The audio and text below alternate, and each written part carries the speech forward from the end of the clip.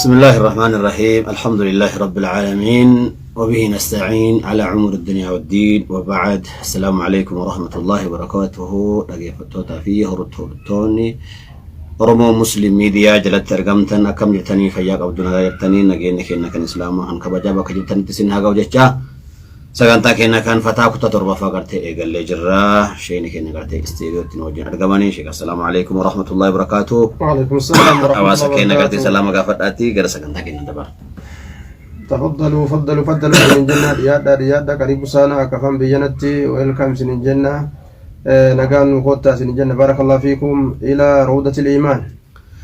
ما شاء الله باركم الله فيكم وجزاكم الله خيرا قافي الدتون برجرا سنكيس أبليس كينا توكو وانجدو أني بك دلدلا توكو قباجد بك دلدلا كانتي كاستما يوكام ميلا قبا أكتسات قاف غري يو إنتي رفو meeshaa inni barbaadu san of biraa hin qabu.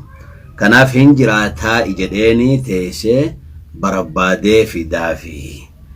Konni kijiba jedhamaa yookaan garteetiin gurgurtaan tun akkamii yeroo gargarii hin jiradhee dhabuullee dhabee deebi'uullee ni mala ammoo kan maamila kee kana garteetiin dukkaatee teessee jira. Bismillahir Rahmanir Rahim. Haalli kuni warroota waa gurguru biratti hedduu argama. Warri daldalaa haali kun haala isaanii jechuu dandeenya irreedduu haala isaanii jechuu dandeenya maaliif jennaan kaastamara yookaan dambanyaa waan jedhamu zabuun waan jedhamu san of bira dabarsuu hin fedhanii karaa isaa irra deemuu fedhan jechuu gamuu fi as jallisuu fedhan jechuudha waan kana ta'eef jecha madda isaa sanii dhangala'aa gartee isarra as garagalu bareedaa san jechuudha riyaala fuluus mallaqa bareedaa san ofii dhidhimsuu barbaada waan ta'eef namni of bira dabarsuu hin barbaadu maluma ta'eenuu of biratti hidhuu barbaada kun ammoo bifti amma namni kun godhu kun yoo meeshaa of biraa hin qabaanne dhaqee suuqii biraatirraa fuudhee deebisee isatti gurguruun kun gara tokkoon ribaa ta'a jenneeti ilaalla. Gadi ribaa itti ta'u waan of biraa hin qabne kana deemee gartee nama kana teessisee mallaqa irraa fuudhee deemee waan san gartee bikka biraatti fidee itti gurguruun ribaa akkin itti ta'u jechuudha. Namtichi kun mallaqa kana fudhatee jira. nama kanarraa gartee fudhatee jira jechuudha. Waan hin argin waan gartee ni jiraa isaatu hin yaqqansin osoo kan yaqqansu taatelleedhaan ni jiraa isaa jechuudha. Waan namtichi kun yoo fide ni jaalatamu hin jaalanne isaa hin beekne mallaqa fudhatee jechuudha. Waan san fakkaatu fa'a waan inni naaf fidi jedhe ka fakkaatu fa'a fudhachuutu fiduutu mala yookaan wama inni gartee barbaadu sanuu fidee gatii keessatti miidhuu fa'aatu argama waan kulli shari'aan waan haraam gootee bisitu beeka wanni kun ribaadha jennaan ribatti la shari'aan laafteetti jirti kanaafu walaa ribuhu maa lam yadman tirfii takka waan ufiifuu uf biraa hin qabne takka falee ufiifuu hin bitin takka asitti tirfii namarraa fudhatee nyaate booda ganaa deemee waan san bitu mallaquma isaa kanaan bitaa bara yoo fedhe mallaquma kanarraa fudhateeti deemee fa'a bita jechuudha. Kanaafuu tirfii waan ofii hin dhurfatin yookaan hin mallakatin bu'aa isiidhaan nyaachuu jira jechuudha. Kun shari'a islaamaa keessatti ribaadha jedhama jenna hin barbaachisu jenna. Yuusuun fudhatin yoo amma inni jedhu kijiba jedhama yoo waan bira jedhamu mallaqa irraan fudhannee jedha mallaqa irraan fudhannee injira dheetuma deemee dhabuu argachuu ni mala dhabuu ni mala kijiba keessatti lakkaa'ama waan sanamu. Yoo mallaqa irraan fudhatin wanni kun ni jira deemee bikka akkanaati si fida gatii aganaatiin irraa fudhattaa jedhanii yoo akkasii kan wal ta'an taate yoo deemee inni ka fidu taate abbichi yoo laale meeshaa kana yoo isa ta'e ni fudhataa yoo hin ta'iniif kan fudhanne ta'e yoo ka biraa deemu taate gaafsan bilisa jedhama bittaa gurgurtaan isaanii kun gama ribatti rarra'uun hin qabu. Ammoo namtichi ni jira jechuu kana keessatti aslii shari'a islaamaa keessatti waan takka akka aduu baatutti beekan ragaa bahan malee waan hin beeyne waan hin agarre takka ilmul ghaybii jechuudha ragaa hin bahan kanaafuu waan beeku irratti ragaa bahuu qaba jechuudha yoo waan hin beeyne irratti ka ragaa bahu taate seeti irratti ni jira jedhee kan murteessu taate kijiba jalaa seenuun shakkii malee jennatu. Baarakumullahu fiikum wa jazakumullahu khairan ammas gaafiin keenya akkuma itti fufetti jira. Shamarreen takka yoo diin rabbi yookaan ilmii qabaattee ganda ta'u keessatti gartee beekumsa diinii qabaatte fataawaa godhuu dandeetti. Bismillahir Rahmanir Rahim dubbiin jabduudha dubbiin tun jechuudha. Mee rabbiin bika saniin waa ga'u shamarran gartee bika san ga'uun isiidha hawwii keenya jechuudha hawwii keenya maaliif jennaan shamarran akkuma distii gartee itti mi'eessitee abbaa warra isaanii kana gartee ija isaa qalabbastu arraba isaatis qalabbastu gurra isaatis onnee isaatis waa hunda gartee isaa akka saamtu barbaaddi akka inni gartee gamalaa hin jenne jechuudha yaanni isii kana qofa ta'eeti uf dagattee distii jala qofatti uf dagatte jechuudha tabika gartee abbaa warraa hin gayinin jechuudha uma boruu kanaaf osoo yaaddu osoma kurfooytu barumsi diiniidha qophiin gartee ganda akiraadha barumsaan jechuudha baratanii hedduu irraa lash jedheeti ka argamu ta'a kanaaf gartee irra hedduu namni waa qarabu ka aalimaa dhiira ta'e argama jechuudha isaanis mataanuma qaban osoo itti yaadanii numa baratan jechuudha dubaran hedduutu baratee ka dhiira caalis argame garuu hedduminaan itti yaadan gama gartee jiruu duniyaadhaa kana mashgulummaa hawaasa gartee jireenya duniyaadhaa kana keessa gasseenanii waan ilillii duniyaa tana waan gartee bililiji jaalatamtu tana jechuudha kophee torbaanii ciccittu tana faa jala deeman jechuudha kophee torbaanii ciccittu fooxaa gartee waan bilici takkatti dhaqanii yoo isiin taraa takka miicce guyyaa kaan waan isin irra hin jirre ammallee kabiroo bituuf deemti kanumatu isii shaagale walumaa galatti shamarran keenya mashguula shaagalamoodhaa fi shahawaati duniyaa waan bilici duniyaa tana keessatti as jala rabbi isaan haa deebisu jenna akiraan nu eeggatti rabbiin isaan haa beeksisu waan jennuun duuba fatwaa godhuu bikka dhiirri hin jirretti godhuu ni dandeessi jenna bikka dhiirri hin jirretti isirratti gartee gaafa dhiirri hin jirre fardul ayni irratta shari'aa himuun waajiba isii qabatu ta'a jechuudha bikka dhiirri isii gargaaru jirutti ammoo isiin teessee dhiirri bikka san dubbatuutu furmaataa jennatuutu amma dhiirti sun tawaa beektu mita dhiira murtii godhuu dandeessu ta'isiin baatu dandeessu amaanaa baatu dandeessu jechuudha akkan barakumullahu fiikum jazakumullahu khairan amma sobboleettiin teena takka waan jettu gurbaa tokkoon ala kanatti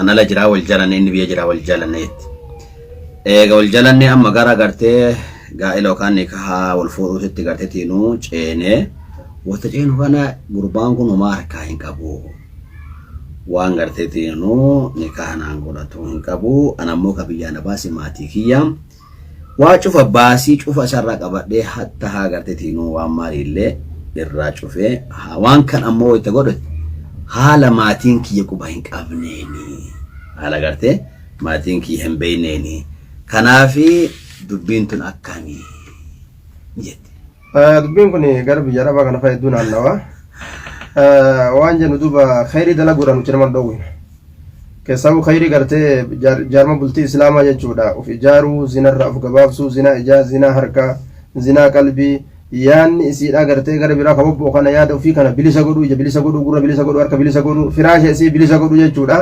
muufuu gartee makaddaa wajjiin bulan san qofarraa namni gartee bahuun hedduu gartee waan gammachuuti jechuudha kanarraa bahuudhaaf tattaaffii isin godhuun haadha dhiiraa haadha intala ajaa'ibaa ta'uudhaaf boruuf kuffeessuudhaaf qooda kana gartee keessa seenuudhaaf isin tattaaffii godhuun hedduu jaalatamadha jennaa garuu qabeenyi isiin kennitu kun qabeenya eenyuti jennee laallaa qabeenyi kun qabeenya haadha abbaadhaa akka ta'u taate hayyama haadha abbaa malee kennuu hin dandeessu qabeenyi kun qabeenya isiidhaa ka dhuunfa isiidhaa yoo ta'e ammoo waan dhuunfa isiidhaa ka israafan goone haala taateen ka wasanaan baasne haala taateen jechuudha jaalalli isii fudhatee ka waan qabdu hunda hin argufanne jechuudha jiddu galeessatti hogguu deemte ni ta'a jennaa kennachuu dandeessi abbaa feeteef ka isii fuudhuuf deemu ta'e ka birootiif ta'e kennuu dandeessi jennaa waan isin hadiyyaa gooteef kana mushkilaan bikki isin jirtu waan isin hadiyyaa gooteef jechuudha waan isin itti sadaqatte kana namtichi as deebisee isii kennuu ni danda'a waan jedhamu asli shari'a islaamaa keessatti namni waan sadaqate itti deebi'ee fudhachuun isarratti haraami kalkalbi yaqiicu thumma yacuudu fi qaycihi ya rasuul alayhi salaatu wassalaam saree tokko kaqqisee haqqisaa uf jala arraabatu jedhe namni waan sadaqatetti hin deebi'u kanaafuu waan isiin kenniteen saniin maarii hidhachuu hin qabu jenna oomiraa gartee barbaadachuu qaba jenna akkas barakallahu jazakumullahu khairan amma sabboleetiin teena akka waan jettu ani haadha ijoolleetii mana kiyya garteetiin ijoollee hedduutu jira ijoolleen ta'e quraana qaraaniitti quraana qaraan kana mana keessatti quraana ijoollee kono hin kukkutanii quraana icitee kanaaf quraana kana walitti qabne yoo inni gartee gurullee keena iciteetuma lafa bu'aa manni mana ijoolleeti kana quraana kana warri gariin gubaa jira warri gariin bishaanitti gartee gataa jedha quraana kan akkam goona eessa geessina hin gubna moo bishaan ganna jedha ejjete kana bismillah quraanni warri bishaan gataa jedhus warri gubaa jedhus wanni jedhaniif kana hundaa'u akka gartee miilli ilma namaa irraan deemneef akka miilli ilma namaa hin dhaqqabneef jechuudha yoo bishaanii darbanis bishaan gartee fuudhee kukkutee dhabamsiisutu mala akkasuma yoo ibiddatti gubanis ibiddi gartee ni dhabamsiisa ficaa godha kan mul'anni taasaa jechuudha. Kanaafuu hundaa'uu dalaguu ni danda'ama jenna wal muhimmu akkamitti namni irra akka hin deemne goona kalaama rahmaanii kana akkamitti akka bikka wasakatti hin darbamne goona jechuu san laalu jechuudha. Yoo awwaaluun kana baasu taates awwaaluu yoo gubuun gartee irraa gartee ka nama baasu taates gubuu jechuudha bikka gartee yaani bishaanii darbuunis akkasuma jechuudha kana hunda keessaa'u dalaguu ni danda'ama jenna rakkoon qabu. Mashallah barakallahu fiikum wa jazakumullahu khairan. Ammasi obboleessi keenya tokko waan jedhu raka'aa salaata raka'aa sunnaa keessatti raka'aa 6 yookaan 8 walitti dhaabee osoo attayyaata hin garaane danda'a akkasuma ammoo wutti keessatti 5 7 walitti dhaabee osoo attayyaata gartee tiinuu attayyaata akkaan salaatuu danda'a jedha. Salaanni sunnaadhaa takka salaata halkanii takka salaata guyyaati salaatul laylii wanna hari masna masna jechaatu jira. Salaanni halkanii lama lamaan salaatamti akkasuma salaanni guyyaati illee lama lamaan salaatamti.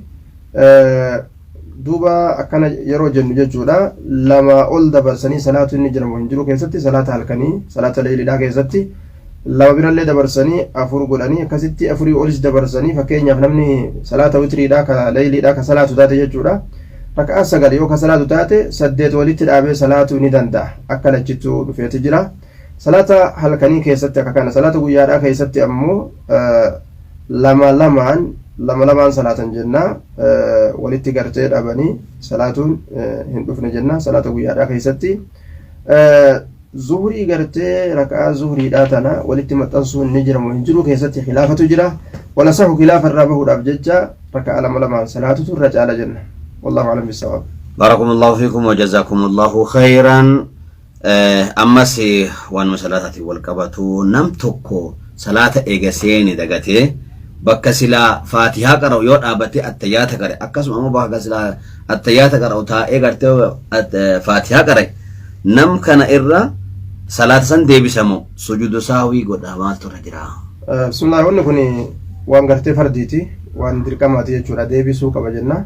لا صلاة إلا بفاتحة الكتاب يا نبي كنيا عليه الصلاة والسلام صلاة فاتحة كتابات مالت تنتاتو أكسما التحيان نس يقاو تشهدني دركما وان تجرب جتا كإراد ما فا ركني راجعني جتورا دركما جتوان ديسون انتاني وان سجوني إرام في جلين إسهن قيبيني كإراد ما سنفا التحيات درا أمو يقاو غرتي تشهد درا يو غرتي رنفتن اللي سجودا sahwii ka irraan fi bu'uun ni danda'ama. Tayyib.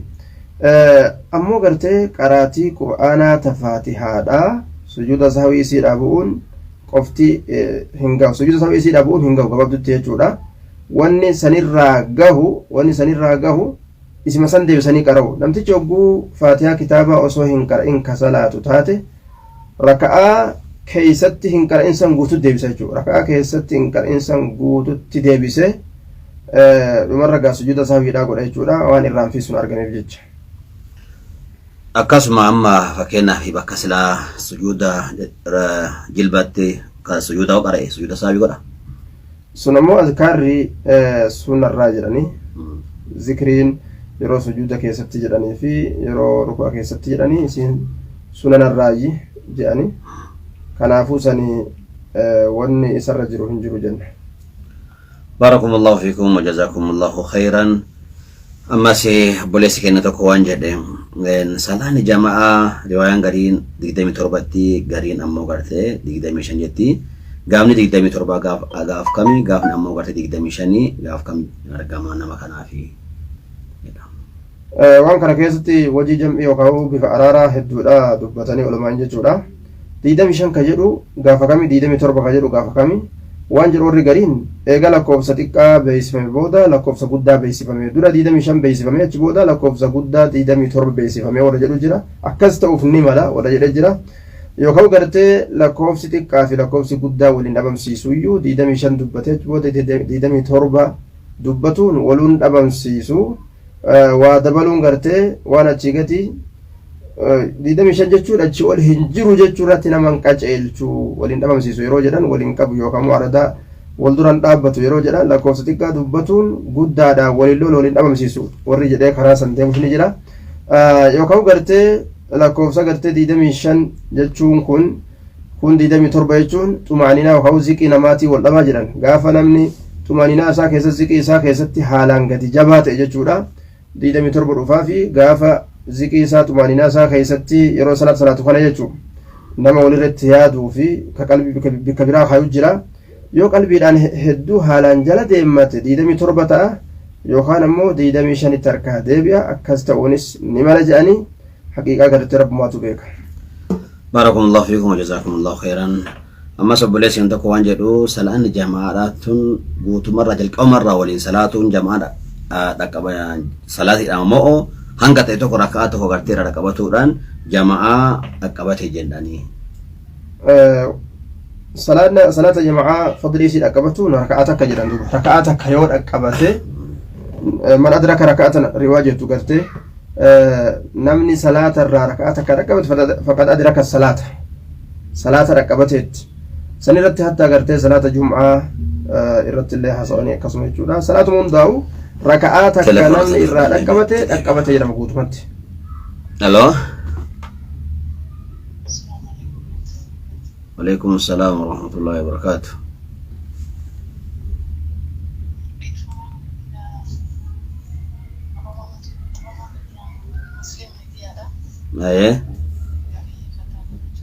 Aye, gafat. Ya.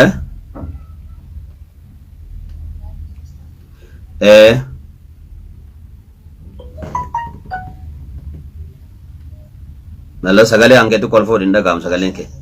Ya. Aye sagale ol kaste ko aye salat aye. Sagale ol fod.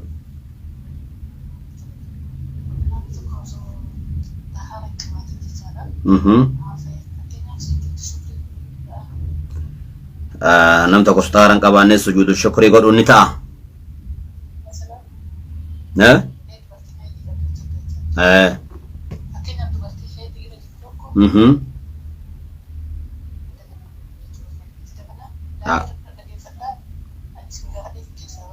Asumaan dhageeffadhu gaaffii kan kee obboleettiin waan jettuun nam tokko gartee yoo dubartiin akka durii laguu jiraatte xaharaan qabaannee sujuuda shukrii godhuu dandeetti.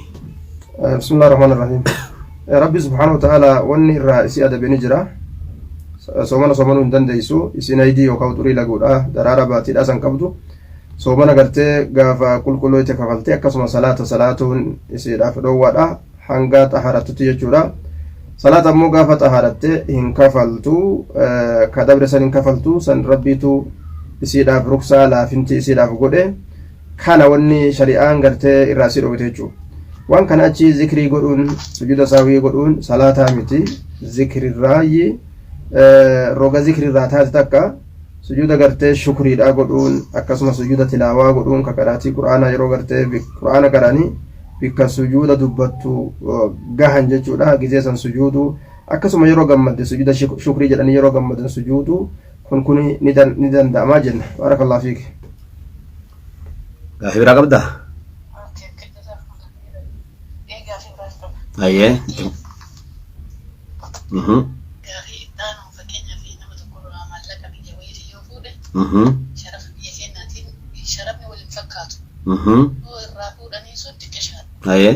Kan yeroo kennaniifis dhaadhaa biyya keenya sharafa biyya keenyaatiin kennuufiin akkamii haala shari'aa. Fakkeenyaaf mee gaafa irraa fuusan maallaqa tokko makaa irraa fuuti.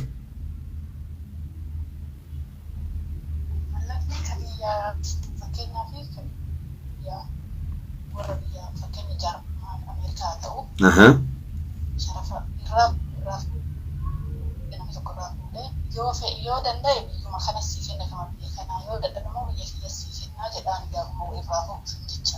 Aye. Deebi'eetiin akka maraa ta'uuti raayoo biyya keenyatti fakkeenya birrii 1,000 fakkeenya suutii riyaala 1,000 irraa fuudhee. Jiraata yoo taate har'a 1,000. Kanaafuu 2,000 godheetiin fakkeenya biyya yoo deebisee akka bilaalcha Sunnah bolete keenya kun akka isinitti wal taatanii isma san naa deebisi jechuurratti wal ta'uun keessanii mala lakki mallaqa Itoophiyaatti naa deebisi sanii sirraa fudhadha jechuun ni mala yookaan doolaarratti naa deebisi sanii fudhadha jedhee akka inni shartii si waliin godhate jechuudha. Shartii keessan irratti dubbiin deema shartii san guuttaaf barakallahu fiik. Yoo namni sun jaalate maal koomtecha walii shartii keessan sharafa waan ta'eef sharafni magaalaadha akka isinitti walii sharratatan.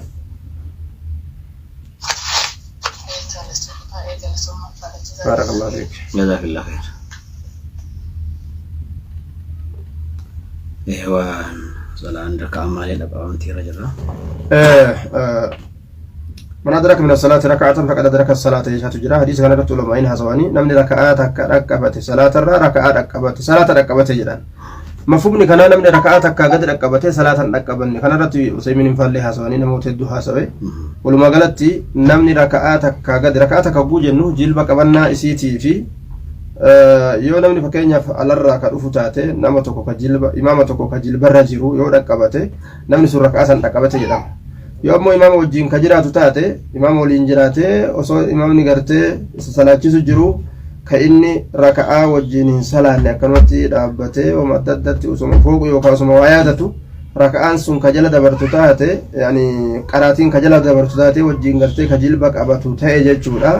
Namni sun gaafsan rak'aa san dhaqqabate hin jaamu. Namni biroo ammoo kalaa fiigaadhaa dhufu jechuudha. Salaata gartee imaamtichi itti jiru san jilbarratti yoo dhaqqabate namni sun rak'aa san dhaqqabate jedhama. Rak'aa hogguu jennu nama gartee qaraatii faatihaatii fi jilba qabannaa imaamtichi wajjin dhaqqabate yoo ammoo gartee nama fiigee bikka biraatirraa ka dhufu taate jilba dhaqqabannaa isaatirratti jilbarratti dhaqqabannaan isaa sun raka'aa takka jedhamtee lakkaa'amtii fi gaafsan salaata san dhaqqabate fadlii salaata sanii darajaa salaata sanii dhaqqabate jedhamtuuba jum'aa taate tabiroo taate. بارك الله فيكم وجزاكم الله خيرا. أما سي أبوليش عندك وان جدو أبوليل لما هذا تكرر يو أرجمن توك أمو نكاح نجوم كرام غرتي على لا تيو أرجمه توك أمو كرا غرتي بديتي غرتي يو أرجمه jarrituuniin haati takkatti ammoo abbaan garaagaraa obboleeyyan jedhamanii akkasuma ammoo wal dhaaluu danda'anii. Tokko karaa haraamiitiin argame tokko karaa halaaliitiin argame. Ammoo haadha takkatti irraa argaman jechuudha. Jarri kun gara tokkoon obboleeyyan jedhamanii gara tokkoon ajnabii jedhaman. Gara haadha takkitti irraa dhufuu laaluudhaan obboleeyyan jedhamanii uummanni kun uummata akka gartee kuunsaa jechuudha. Kuunsaa jechuun gara tokkoon saala dhiiraa qabanii gara tokkoon saala dhalaadhaa qaban jechuudha. Wala badii ta'anii sun fatana rabbiiti. Duuba warra kunis warra akkasiiti. Gara tokkoon obboleeyyan jedhamanii gara tokkoon ammoo ajnabii jedhaman. Gara haadhaa takkitti keessa bahuu laaluudhaatiin obboleeyyan jedhaman. Gama ammoo gartee karaa haqaatiin dhufuu dhabuu laaluudhaan kun karaa halaaliitiin dhufe kun karaa haraamiitiin dhufuu laaluudhaan ajnabii jedhaman. Kanaaf jecha gartee soodaadhaan rasuulli hajjabadhu jeen gartee ilma gartee abbaa isiidha ka gabritti ufiitirraa abbaan isii argate ka zam'aan argate jechuudha. Rasuulli irraa hajjabadhu ihtajibi minhu yaa soodatu irraa hajjabadhu jeen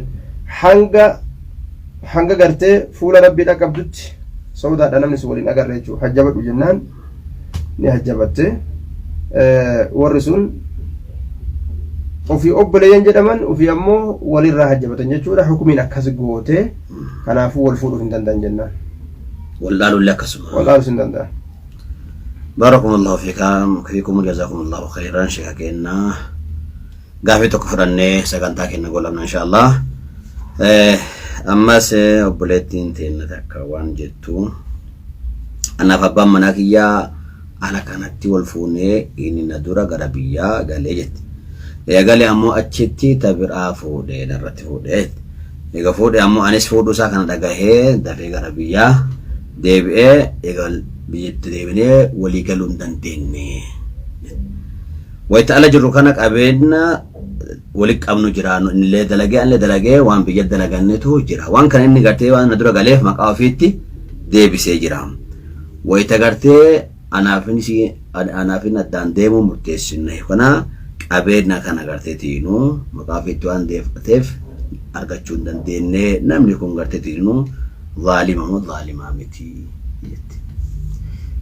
Waan yeroo hedduu amma argamu jiru haala garteetiin khiyaanummaa bal'inna waan kun hedduu argama yeroo garii dhiirarra argama yeroo garii dubartootarra argama yeroo garii jarri lachuu warra wal sharafatu isinis gamanaan sharafattee inni gamas hin sharafata kun mushkilaa gartee hawaasa muslimaa keessatti argamuu hin qabne jechuudha kuni waan isin fatwaa itti gaafachiiftu miti kun amma gubatuma haasuuti malee isin hiraaruma gartee mataa isii baafatte malee kanani beeyti akka nama islaamaa eegataate namni eegama islaamaa ta'e namni waan namni islaamaa tokko mana kee tokko keessaa si baasanii yoo namni tokko itti galle namni kun namni miidhee wallaaltu adiila dalagaa jechuun hin dandeessu uma beeytu garuu gartee gubata isiitirraa gaafattee waan jennu gubata kee rabbi si haa baasu jennaani du'aa feeti fakkaatti haqa kee rabbi si haa fidu isallee gartee haqa keetiin rabbiin dhabaasini tama isaatitti isa haa oolchu sillee haqa kee rabbi si keessaa si haa baasu jennaani akkas isinoo maal jettan ta'e irra fuudhee fi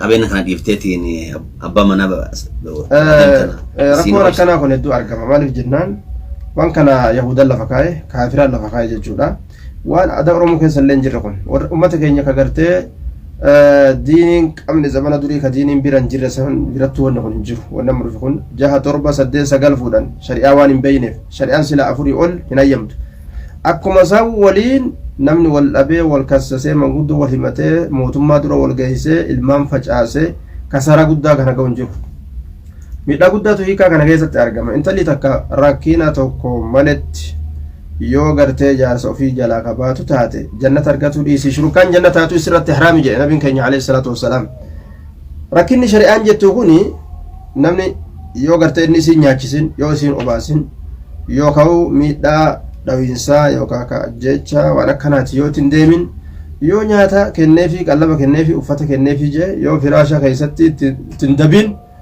wanni isin himattu hin jiru sababa hinaaffiitiif jecha jaarsa jalaa bahuun isirratti haraamta jechuudha waan aadaa durii warri jaahilaatu itti obsan zamana islaaminaa dhagee namni shari'aa tana itti obsuu dhabuu rakkoo bal inumaa gartee musiibaa guddatti yaamanii jaarsatu jaartirratti waan jedheen jedhan duuba jaartirratti fuudheeti jaartira fuudheeti waan jedhe jedhan fuudhu barbaadeeti waan jedheen beena bika akkana dhayinaa jeeti yaame jedhan duuba bika akkana dhayinaa jedhee yaame waan jedheen jedhan duuba bar aniin kun sirratti fuudhee yaani haadha jalaa du'e yaan isa haadha jalaa du'e yaan ati jalaa duutee bar aniin kun sirratti fuudhee jeen janduba sirra fuudhee jeen yani sabbarsiisuuf akkasii jennaan sabbarsiisuuf an sirratti fuudhee jeen sirra fuudhee jennaan rifattee waan biraa taate lakki sirratti hin fuudheeti haadha keetu du'e jennaan akkasiin jettuure jette xiqqoo tasgabbooyte jedhan duuba du'a haadharrallee fuuti kun caale kajarsirra fuudhuudhaaf jecha rifattee ilmoon garaboo jira ka guyyaa qiyaamaa mee garaa guyyaa qiyaamaa gartee waan kana akkanatti guddisanii ilaa guyyaa sadarkaa kana akkanatti dhaquun hin ta'u musiibarra guyyaa qiyaamaa gartee rimeenyi gara utaala rabbiin jee akkas ta'uun hin qaban irra fuudhuuf jecha ka garaa yaasuu ka ilmoon gartee garaa baatu musiibaa waan rabbiin laaffise kana balaa guddaa godhuun barbaachisu jenna kanaafuu gartee rabbi khayrii haa godhu isinis akkasitti cinqamuu hin qabdu